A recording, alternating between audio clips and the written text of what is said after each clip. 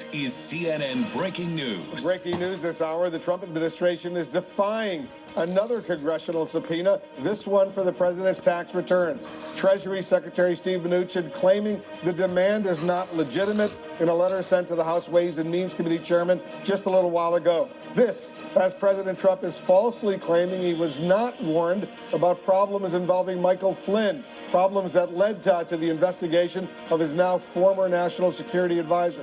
Mr. Trump lashing out on Twitter after the bombshell revelation that Flynn told Robert Mueller that people connected to the Trump administration or Congress contacted him in a potential effort to obstruct justice. Flynn backing up his claim by giving Mueller a voicemail recording as evidence.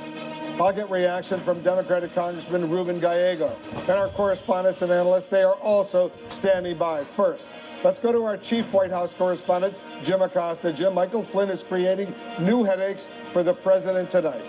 He certainly is, and President Trump is trying to rewrite history about his former national security advisor Michael Flynn's cooperation with the special counsel. The president claimed earlier today that nobody warned him about Michael Flynn, but that's not true. Both the president and William Barr, the attorney general, we should point out at this hour, they're both warning that they're moving forward with their plans to investigate the investigators. Mr. President.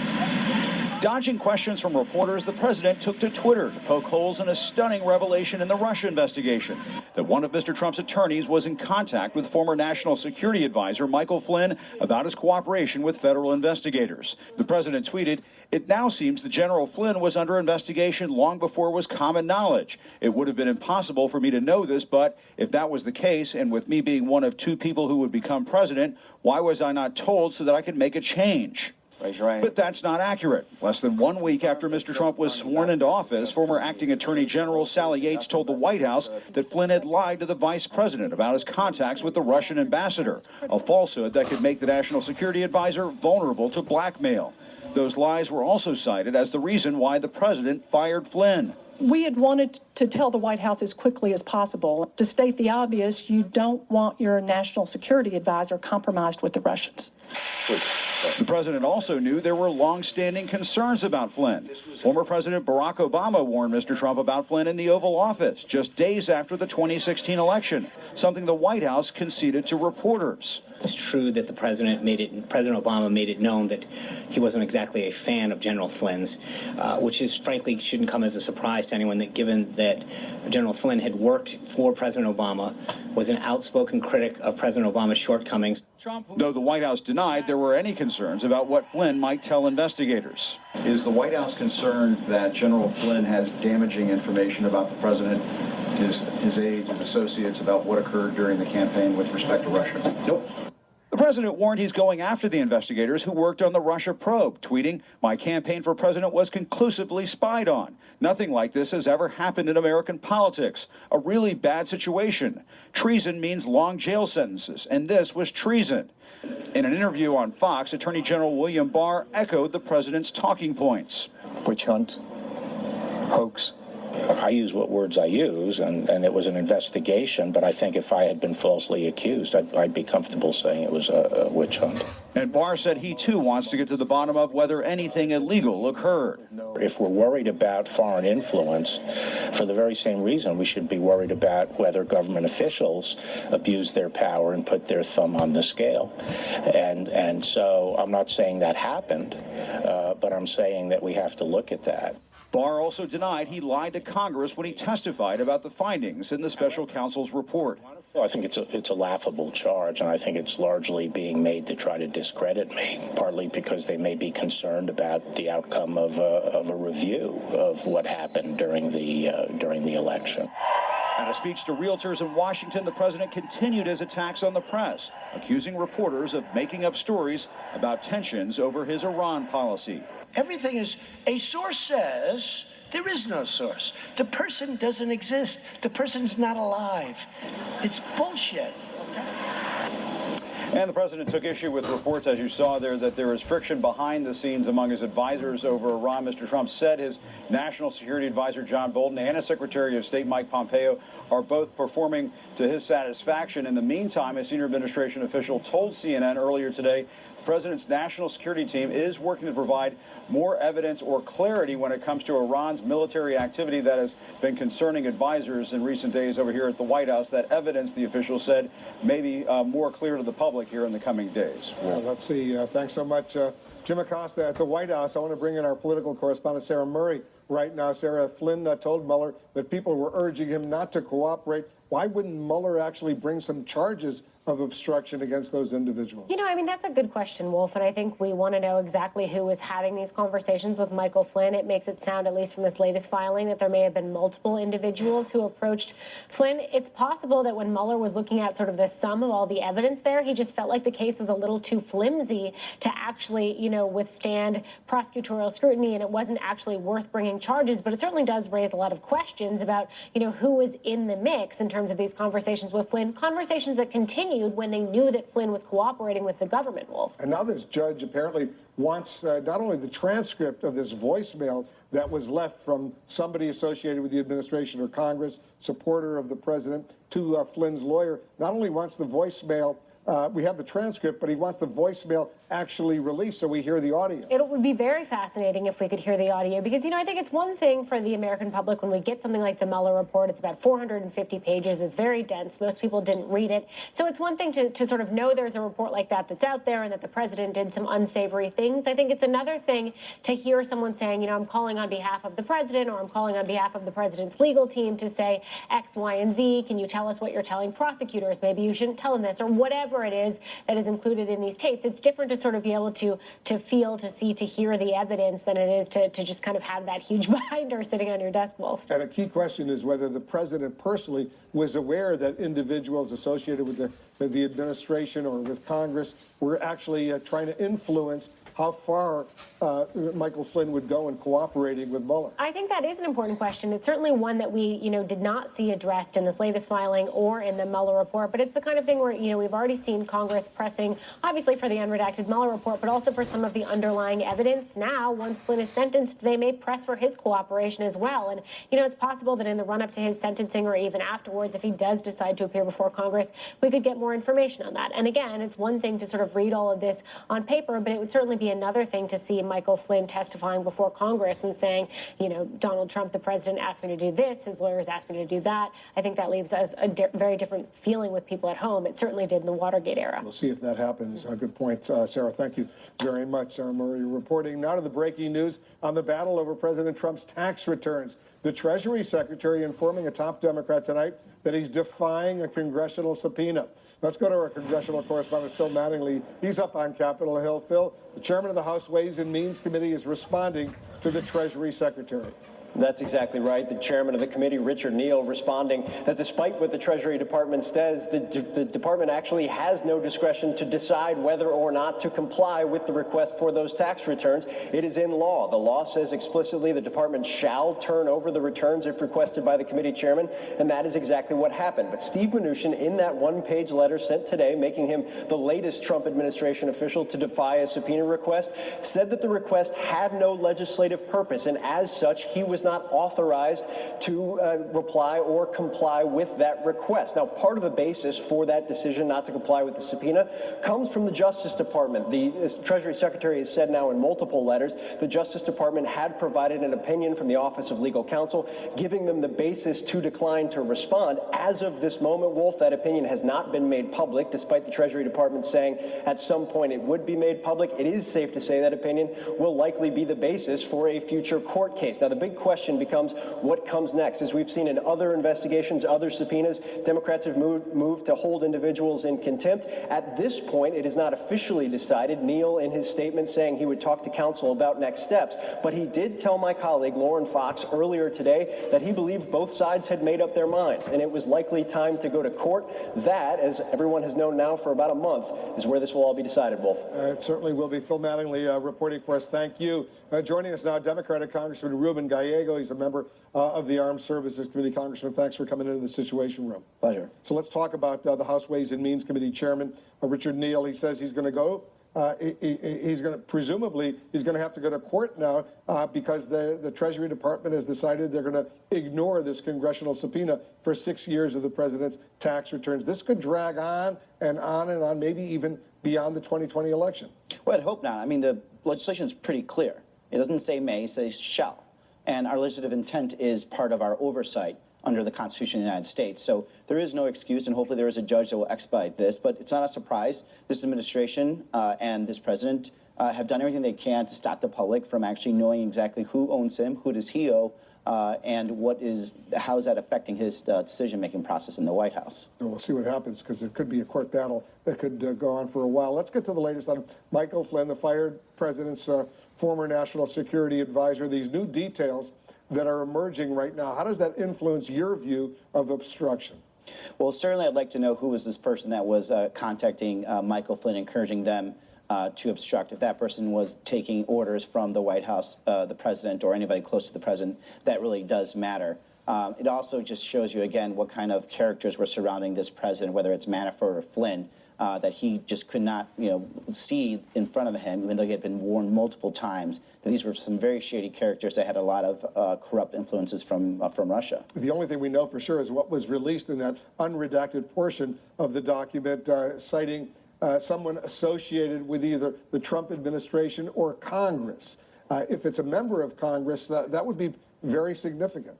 Well, if it's a member of Congress, he or she should resign immediately because they are abdicating their duty over oversight. They're partaking in obstruction of justice, and they'd have zero credibility in Congress. Witness tampering, would you suspect that could be a problem? I would imagine so, and I think this is why, if it's a member of Congress, Mueller did not get involved in actually filing any charges, because I think that's going into some very legal gray areas. But, at least for the sake of Congress, I'd hope that this member of Congress would realize that they are basically useless to their constituents. Do you want your Democratic colleagues in the House, the leadership, to invite Michael Flynn to come testify before a committee?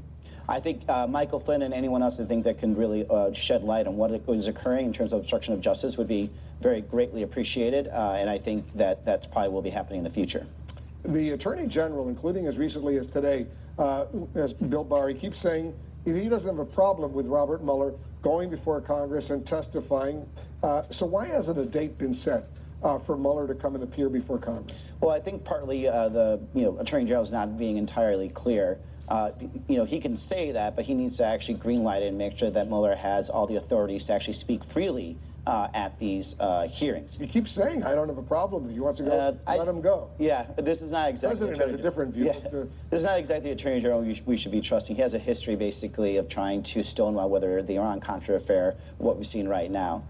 If he truly believes that, he should let Mueller come to testify with also all clearances to be able to talk about all aspects of the investigation. Do you think we're going to eventually hear Mueller come before a congressional committee? I do think so. I think it may take a little while, but I do think we're going to be able to get all the information and truly find out what happened during this investigation. What do you think of the Attorney General Bill Barr's decision to get the U.S. Attorney in Connecticut to launch a full-scale investigation into the origins of the Russia probe? Well, number one, I think it's a very dangerous precedent where we're actually weaponizing the Department of Justice to fulfill the wants of a president who is living in fantasy land and conspiracy land. The fact that he's sending it to a U.S. attorney that's known for being at least thorough and long is also showing that, hopefully that this attorney general is just trying to appease this president, but it's still a very dangerous precedent. The Department of Justice works for the U.S. citizenry, not for the presidency. You're from Arizona, a state that borders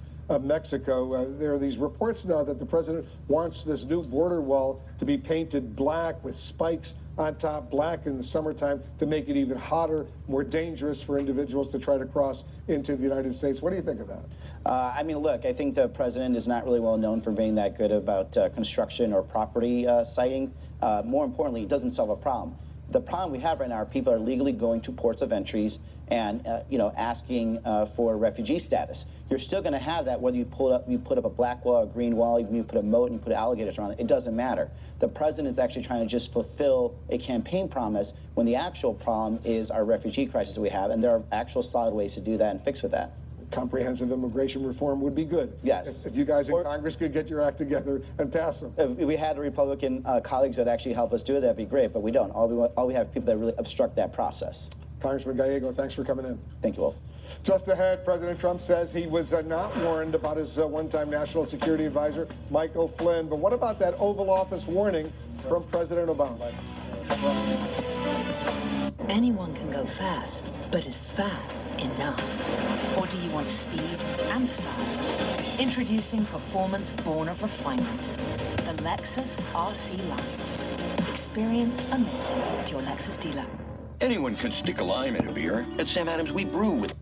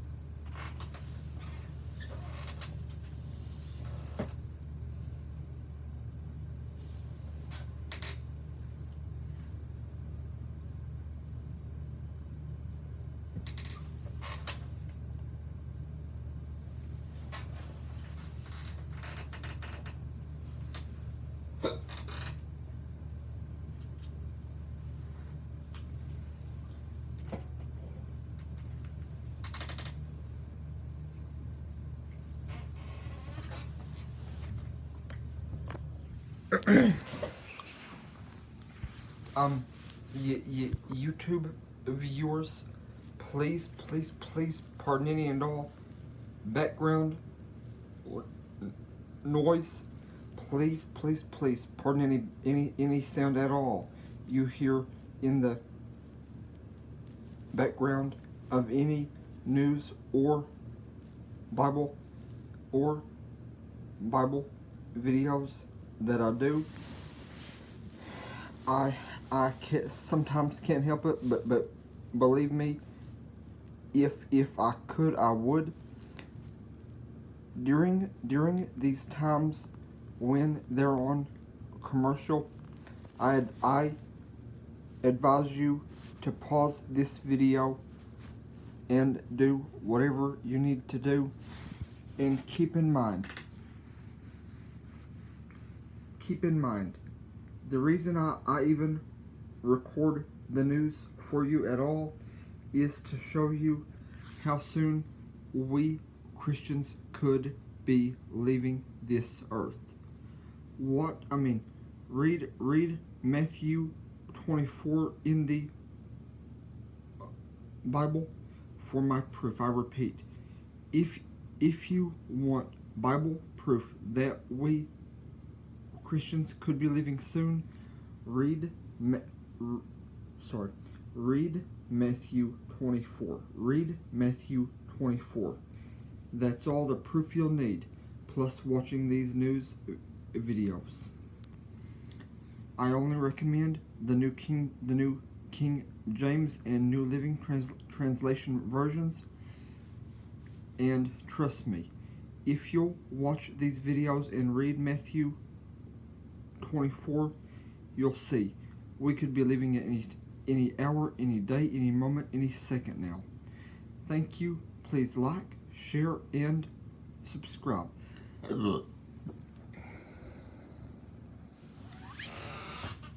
Pardon me.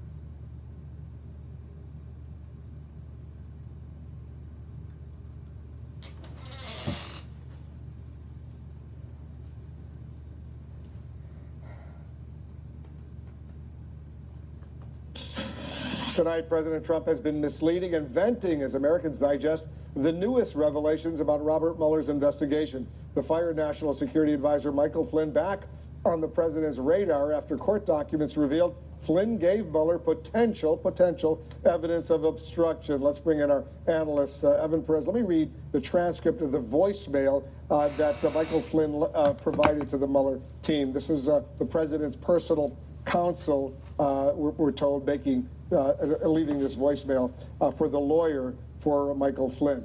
It wouldn't surprise me if you've gone on to make a deal with the government. If there's information that implicates the president, then we've got a national security issue. So, you know, we need some kind of heads up, just for the sake of protecting all our interests, if we can. Remember what we've always said about the president and his feelings toward Flynn, and that still remains. And now they don't only want us to read that, but the federal judge says we should hear the audio as well. Yeah, no, this is Judge Sullivan, and this is Judge Sullivan doing what he does best. I think he wants to hear more of this to understand, again, before Michael Flynn is sentenced, exactly what was happening here, the context. And I think one of the things that the audio could tell you is a little bit about the context of the conversation. Perhaps it tells you whether there was a previous conversation that happened. Again, I think just hearing the tone, the way the message was left, I think could tell you a little bit more about what the intention was. Now, it's clear the Mueller investigators decided that they couldn't go to a place here that, you know, there's attorney-client privilege issues, that they couldn't bring any charges. But I think it's going to be very interesting for all of us to hear this. Mark Preston, how are members of Congress, the Democratic leadership, going to try to figure out the names of the individual or individuals from the Trump administration or from Congress who are trying to influence Michael Flynn, according to Michael Flynn? All right. Well, the beauty of all this is that in the three co-equal branches of government, there's still another branch that can weigh in on this, and of course that's the courts. And we're going to see some of this stuff that has come out, right, including the transcript and some of the other information. What this does, though, and I think Evan brings up a really good point, is that it's one thing to read something off a transcript. It's another thing to actually hear the tone of the voice, to hear if there's desperation or if there's anger, if there is kindness, if there's anything there, because that is the color that's going to give you the sense of what exactly the lawyer was thinking at that time. You know, Jeffrey Toobin, Michael Flynn, the fired National Security Advisor, you also shed some light on how the Trump campaign viewed WikiLeaks during the campaign. Democrats are seizing on that to make their case. They not only need to see all of the Mueller report, the completely unredacted version, but all of the underlying evidence that resulted in that report. Tell us why that's so significant. Well, you know, all of this fits into one piece, which is, you know, the insinuations in the Mueller report that the Trump campaign was willing and able to coordinate with WikiLeaks, but never actually did it. And at the same time, the issue of obstruction of justice, the idea of keeping witnesses quiet, whether it was Michael Flynn or Michael Cohen or Paul Manafort, you know, all of the evidence points in the same direction. It's not conclusive. This message is not conclusive of obstruction of justice. But if you are serious about doing an investigation, you don't want to just take the Mueller team's word for it. You want to see the evidence itself, and that's what the Democrats in Congress are trying to do. And Caitlin Collins, clearly the president is now trying to distance himself from Michael Flynn. He tweeted today, "Wow, you know, why didn't people warn me about this guy?" Which is wrong, because people did try to warn President Trump about Michael Flynn, and that included President Obama, Sally Yates, the former Deputy Attorney General, Chris Christie, who played a big part in the president's campaign. So there were several people who did try to warn the president. This guy is not on the up and up. But what's interesting about the president's tweet today saying, you know, why didn't anyone tell me sooner, is that actually when the president found out about some of the things Michael Flynn had been doing, he took a long time before they did finally push him out of the White House. And that was only after it was becoming public that he had lied to the vice president, which is what they said at the time. But also with this voicemail, you see that John Dowd, the president's attorney at the time, left for Michael Flynn's legal team. You see that long after Mike Flynn left the White House, he was still someone who was involved in conversations there, a topic of conversation, attempts to reach out. So it showed that it's not like they just washed their hands of Mike Flynn when he left the West Wing. He's awaiting sentencing. It'd be good to hear him testify before Congress. Everybody stick around. There's a lot more we're following, much more right after this. Every day, visionaries are creating the future. So every day, we put our latest technology and unrivaled network to work.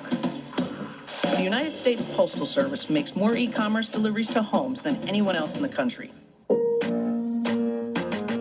I know what it's like to be in a financially struggling family. We had a lot of leftovers.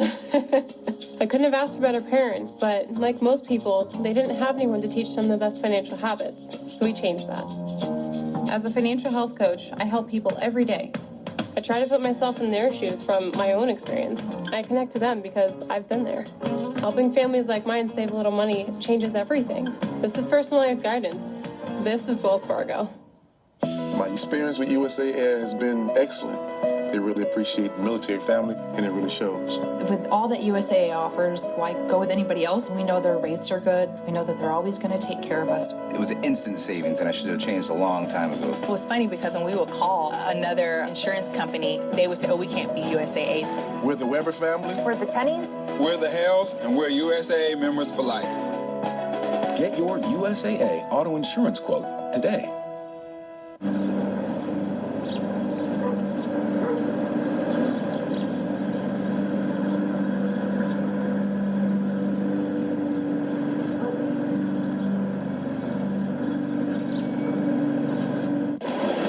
This is the incredible story of our civilization's ceaseless desire to move. Come with me on a journey.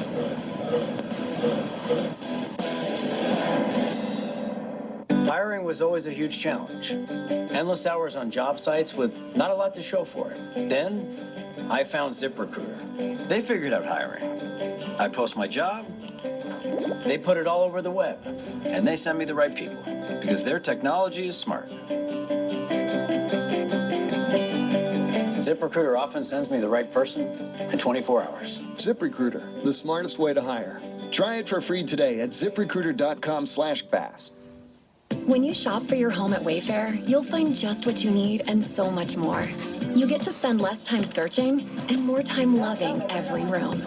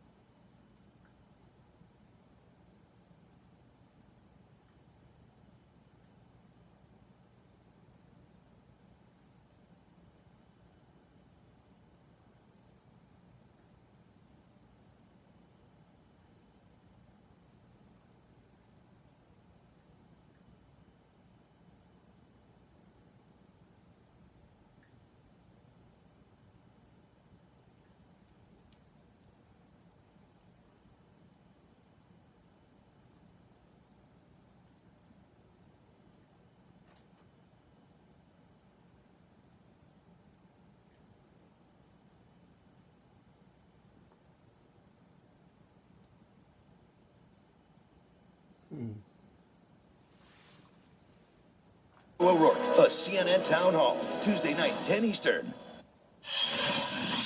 We're back with our analyst, and Jeffrey Toobin, the Attorney General Bill Barr, he's all of a sudden giving some interviews, the Wall Street Journal, Fox News. I want to play for you an exchange he had with Bill Hemmer of Fox News earlier in the day talking about all of this. Listen to this.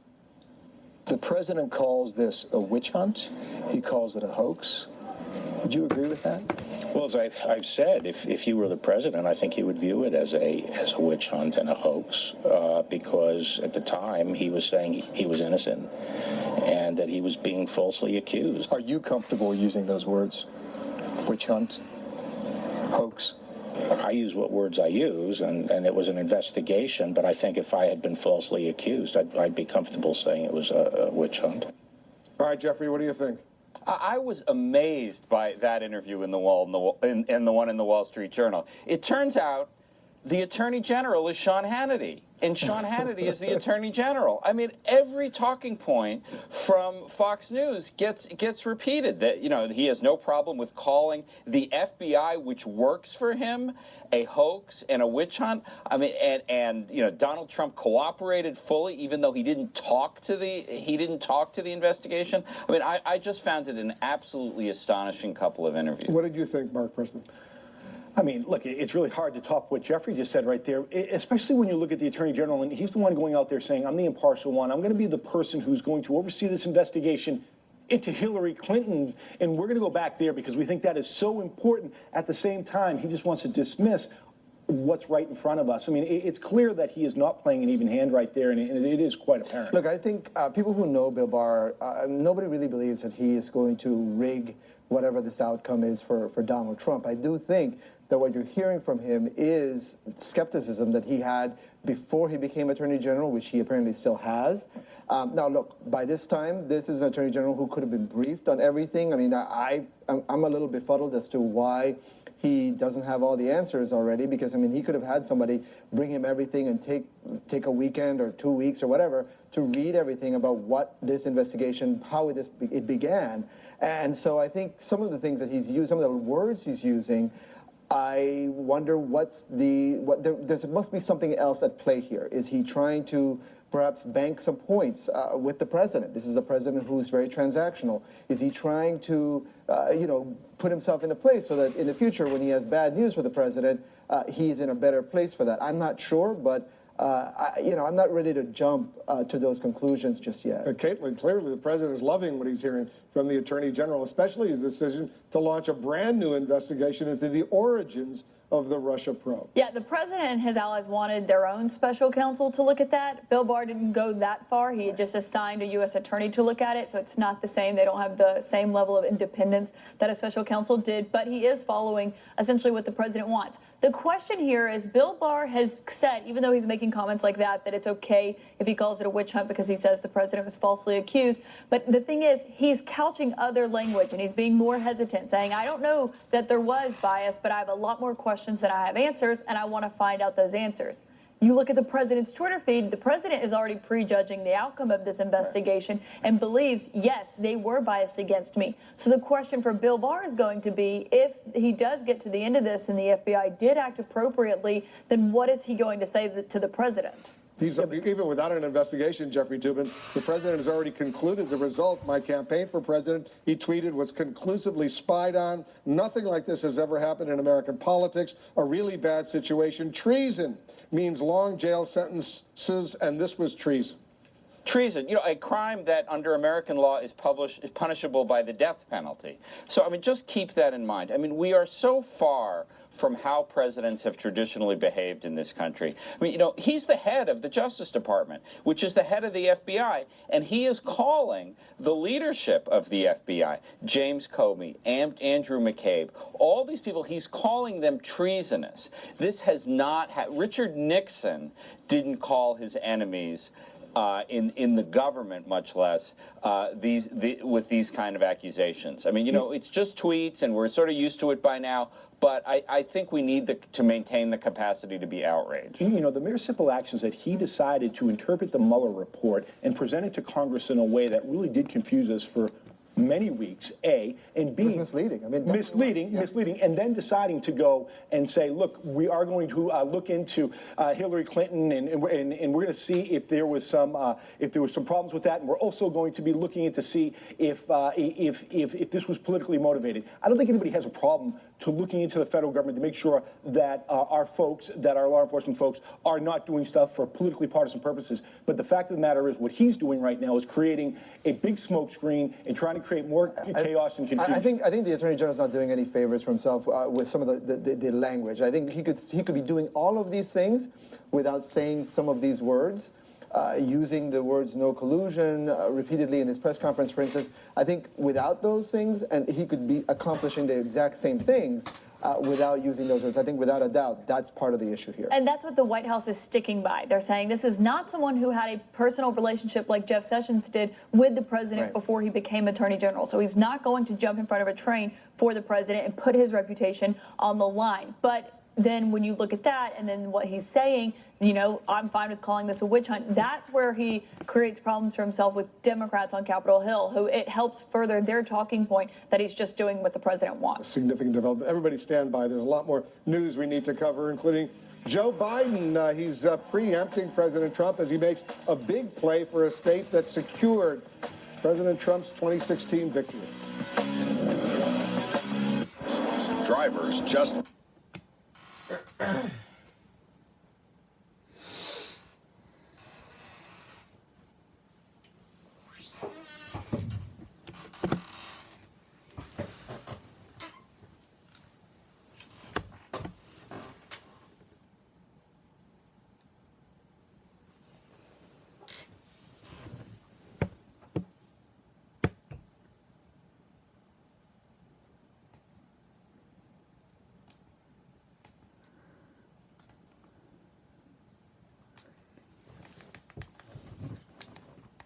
Mm-hmm.